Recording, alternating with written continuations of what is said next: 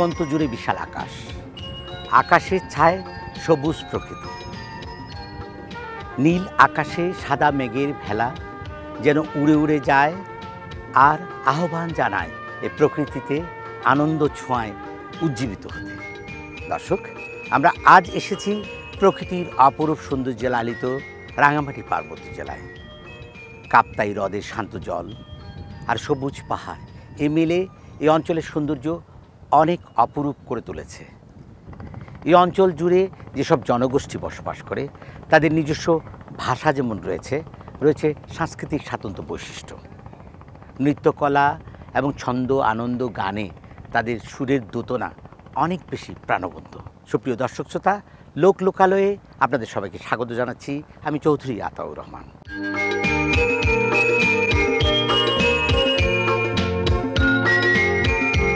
চাকমা পার্বত্য চট্টগ্রাম অঞ্চলের সবচেয়ে বৃহত্তম নৃগোষ্ঠী। চাকমাদের যেমন নিজস্ব ভাষা রয়েছে এবং রয়েছে সাংস্কৃতিক স্বাতন্ত্র্য বৈশিষ্ট্য। নৃত্যকলায় চাকমাদের ঐতিহ্যিক ধারা সুপ্রাচীন কাল থেকে তারা লালন করে আসছে। দর্শক, দেখুন চাকমা শিল্পীদের পরিবেশনায় পার্বত্য চট্টগ্রামের একজন পরিচিত ব্যক্তিত্ব, পরিচিত নাম। সাংস্কৃতিক অঙ্গনে জীবন রোয়াজার পরিচিতি অনেক ব্যাপক, অনেক বিস্তৃত। সুর, ছন্দ, গান সব কিছুর মাঝেই জীবন রোয়াজার আলাদা একটাই অস্তিত্ব রয়েছে এবং শক্ত ভিত্তির ওপর কিন্তু জীবন রোয়াজা আজও টিকে আছেন। জীবন রোয়াজা, আপনি একজন শিল্পী, এখন সাংস্কৃতিক সংগঠক এবং লেখক, সুরকার, গীতিকার, অনেকভাবেই কিন্তু আপনার পরিচয়। ব্যক্তিগত জীবনে আপনি কিভাবে এই সঙ্গীতের সঙ্গে বা এই সাংস্কৃতিক জগতের সঙ্গে সম্পৃক্ত হলেন? আমি আসলে এই সাংস্কৃতিক জগতে পা রেখেছি আমার বাবা সুরেন্দ্রলাল ত্রিপুরা প্রয়াত। উনি আমার মূলত মানে গুরু বলা যায়, এবং আমার মাও গান গেতেন। ত্রিপুরা গান লিখেছেন, সুর করেছেন এবং চাকমা গানেও কিন্তু আপনার অনেক সুর আছে। তা আপনার কি মনে পড়ে সেই পরিচিত সেই গানগুলো যেগুলো এখন বিভিন্ন প্রজন্মের শিল্পীরা পরিবেশন করে, এমন গান? ত্রিপুরা গানের মধ্যে আমি ধরেন 80-র দশকে যেটা লিখেছি, তুরুরু তু তুরুরু সুমুর সুপ্তি ওই, তারপর ফাইদি ফাইদি ও বই বৈশু বেড়ানি, বফাং খুম্পের খায়, তকসারক রাচাপ খায়, এরকম অনেক গান আছে। আবার অনেকের গানের উপরে আমি সুর দিয়েছি, যেমন প্রবাংশুদার লিখা গান, ইসুকমা চাংমা, ত্রিপুরা জুগমা, মানে এই গানগুলো একটু জনপ্রিয়তা বেশি পেয়েছে। তারপরে চাকমা গানের মধ্যে আমাদের শ্রদ্ধেয় ননাদন্দা সুগত চাকমা, ওনার গান তুই একদিন আরে যাবে গই সাগরত, মুই একদিন বাজি যেম বই গঙ্গারত, এই গানে সুর দিয়েছি আমি। তারপর আমার কিছু ও জুম্মইয়া, ও জুম্মবি, এ ধরনের বেশ কয়েকটা গানে সুর দিয়েছি চাকমা গানে। দর্শক, আমরা এখন শুনব শিল্পী জীবন রোয়াজার কণ্ঠে প্রবাংশু ত্রিপুরার লিখা গান, জীবন রোয়াজার সুর করা সেই গানটি, যে গানটি এখন দিনে দিনে, যুগে যুগে, প্রজন্ম থেকে প্রজন্মে শুধু বিস্তৃত হচ্ছে। সেই গান ইচুকমা চাংমা ত্রিপুরা জুগমা। ইচুকমা চাংমা ত্রিপুরা জুগমা নং বড় থাং গলা খেতিয় মনই মনই সবন পাখা কালাং।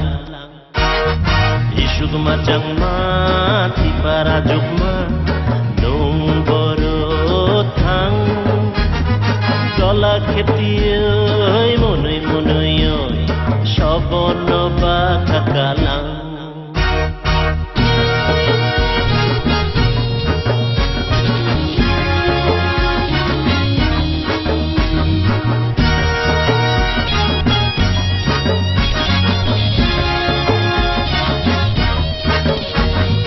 মাচাং মানিলাই তাল সে চেন মাখাং পুকুল মা সবন সানি শাসি দিয়ানো ও কাকা চাংমা। মাচাং মানিলাই তাল সে চেন মাখাং পুকুল মা সবন সানি শাসি দিয়ানো ও কাকা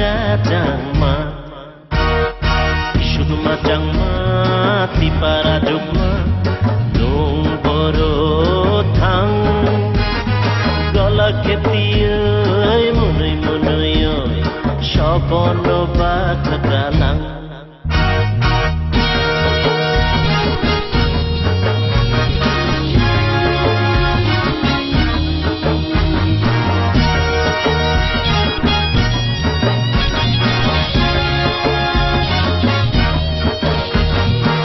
Nonolayang hamja goitungo nonolani yano yakagoi tathani loki ani khasapayo Nonolayang hamja goitungo nonolani ano yakagoi tathani loki ani khasapayo Isugma jangma tipara jugma tunggoro thang jala khetioi munoi munoi shobono bathakalang Isugma jangma tipara jugma tunggoro thang jala khetioi munoi munoi shobono bathakalang shobono bathakalang shobono bathakalang দর্শক, আমি এখন কথা বলবো রাঙ্গামাটি পার্বত্য জেলার সম্মানিত police super doctor SM. Farhad হোসেনের সঙ্গে। রাঙ্গামাটি একটি অপরূপ সৌন্দর্যের অঞ্চল। এই অঞ্চল জুড়ে পাহাড়, নদী এবং ঝর্ণা এমনভাবে সেজে আছে, পর্যটকরা কেবল ছুটে আসে। এই পর্যটকদের জন্য কী ধরনের সম্ভাবনা আছে এবং কিভাবে বিকশিত হচ্ছে এ সম্পর্কে যদি একটু বলেন। রাঙ্গামাটি মূলত সৌন্দর্যের বেলাভূমি। সাজেক, যেখানে মেঘমাল্লায় পরিপূর্ণ চমৎকার ভিউ আমরা দেখতে পাই। আমাদের রয়েছে বেলাইছড়ি, যেখানে অনেক ঝর্ণায় পরিবেষ্টিত এলাকা। কাপ্তাই এবং সদরসহ রাজস্থলীর বিস্তীর্ণ এলাকা রয়েছে, যেটা পর্যটনের প্রচুর সম্ভাবনা রয়েছে। পর্যটকদের জন্য এখানে চমৎকার ব্যবস্থাপনা আছে, তাদের থাকার জন্য, তাদের খাওয়া, ঘোরা সব কিছুতে। নিত্য নতুন কটেজ এখানে গড়ে উঠছে। এখানে বিশেষ করে লেকে আপনি চলাফেরার জন্য বা পাহাড়ে ঘোরার জন্য পর্যাপ্ত ফ্যাসিলিটি এখানে আছে, যানবাহন রয়েছে। এখানে পর্যটকদের জন্য অত্যাধুনিক ব্যবস্থাপনা দিন দিন তৈরি হচ্ছে, এটা বেড়ে যাচ্ছে। এখানকার মানুষের জীবনমান উন্নয়নে এই পর্যটন কী ধরনের ভূমিকা রাখছে? রাঙ্গামাটিতে 14টি ক্ষুদ্র নৃগোষ্ঠী আছে। এখানে অন্যান্য জনগোষ্ঠী সহ চমৎকার একটি মাল্টিকালচারাল এনভায়রনমেন্ট এখানে আছে। অর্থনৈতিক কর্মকাণ্ড ক্রমান্বয়ে এখানে বাড়ছে, তাদের জীবনযাত্রা উন্নত হচ্ছে। পাশাপাশি এখানে পর্যটনের বিকাশ যেটা হচ্ছে, সে বিকাশের কারণে এখানকার জনগণ তাদের আর্থসামাজিক উন্নতির দিকে এগিয়ে যাচ্ছে। এখানকার জনগোষ্ঠীর সাংস্কৃতিক আকর্ষণ যা পর্যটকদের জন্য অত্যন্ত উপাদেয়, তারা অত্যন্ত আকর্ষণ বোধ করে এখানে। আমরা এখানকার নিরাপত্তার জন্য বাংলাদেশ পুলিশ এবং ট্যুরিস্ট পুলিশের পক্ষ থেকে অত্যন্ত চমৎকার পরিবেশ, এখানে নিরাপদ পরিবেশ তৈরি করেছি। আমরা বিশ্বাস করি নেপাল, ভুটান এবং ভারতের তুলনায় এখানকার আকর্ষণ অনেক বেশি। এখানে একাধারে রয়েছে লেক, একাধারে রয়েছে পাহাড়। আমরা রাঙ্গামাটি ভ্রমণের জন্য দেশের সর্বস্তরের জনগণের প্রতি আহ্বান জানাচ্ছি এবং আমরা পর্যটন প্রেমী যে জনগণ রয়েছে তাদেরকে রাঙ্গামাটিতে সপরিবারে ভ্রমণের জন্য, নিরাপদ ভ্রমণের জন্য আমরা আহ্বান জানাচ্ছি।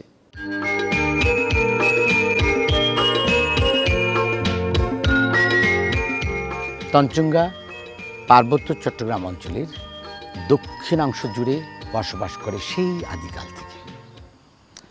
পোশাকেই যাদের পরিচয়, সেই জনগোষ্ঠীর মানুষ বৈচিত্র্য, বৈশিষ্ট্য আজও ধরে রেখেছে।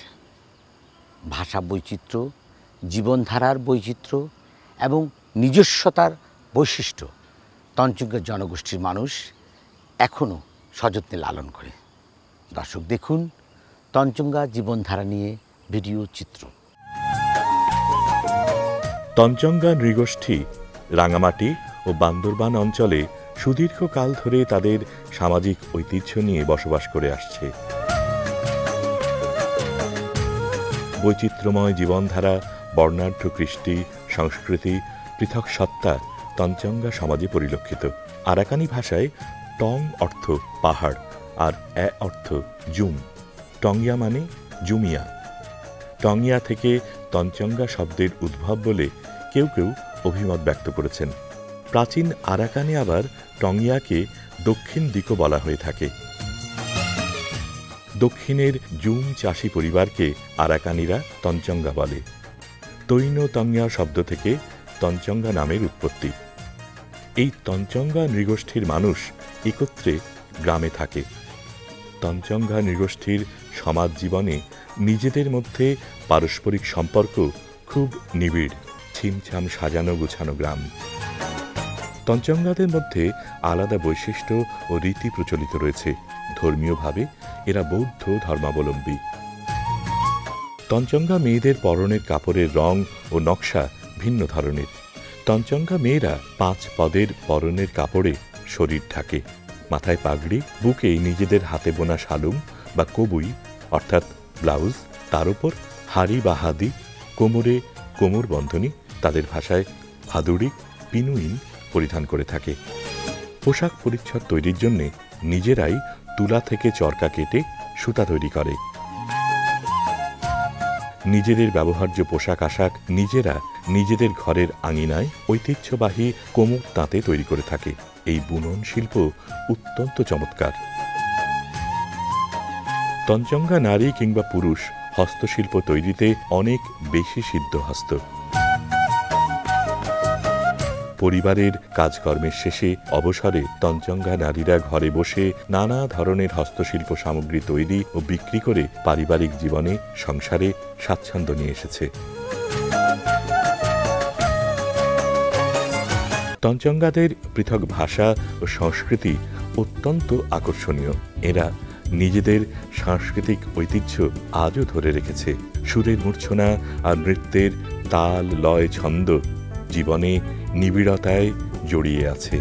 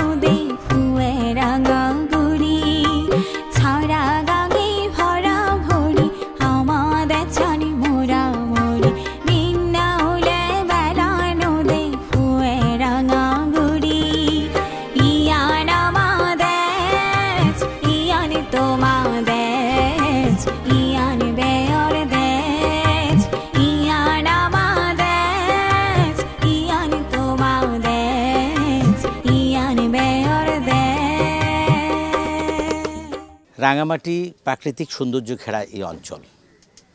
এই অঞ্চলের জনবৈচিত্র্য জনসংস্কৃতি সংরক্ষণ উন্নয়নে অনেক প্রতিভাবান তরুণ কিন্তু কাজ করছেন, যারা এই সংস্কৃতির বিকাশে অবদান রাখছেন। তাদেরই একজন হচ্ছেন মোহাম্মদ কামাল হোসেন। আমি এখন তার সঙ্গে কথা বলবো। কামাল, এখানে যে বিভিন্ন ভাষাভাষী মানুষ আছে, ক্ষুদ্র ক্ষুদ্র নৃগোষ্ঠী আছে, বাঙালি জনগোষ্ঠী আছে, পাহাড়ি বাঙালি মিলে একটা সম্প্রীতির বন্ধন আছে। এই সংস্কৃতি ধরে রাখা এবং জনবৈচিত্র্য বিকাশে আপনারা কী ধরনের কাজ করছেন?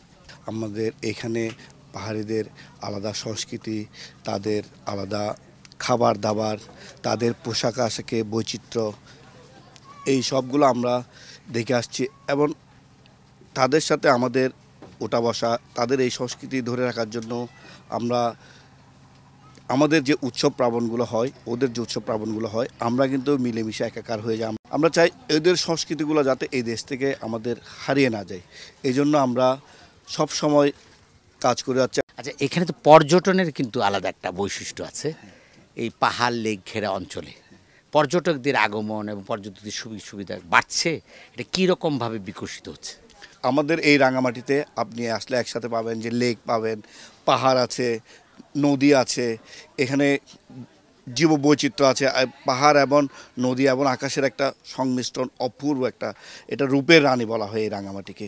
এটা দেখার জন্য দূর দূরান্ত থেকে প্রতিনিয়ত পর্যটকরা ছুটে আসে এবং আমরা চেষ্টা করি যাতে পর্যটকদের কোনো ধরনের কোনো যাতে প্রবলেম না হয় সেজন্য আমরা খুব সচেতন থাকি, সচেষ্ট থাকি, তারা যাতে বারবার আসতে পারে আমাদের কাছে।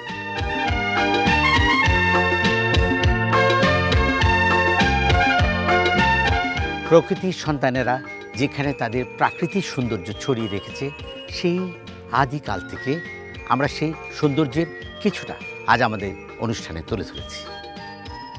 জনবৈচিত্র্য এবং জনসংস্কৃতি আমাদের অনুষ্ঠানে প্রাণকে আরও বেশি বিকশিত করেছে।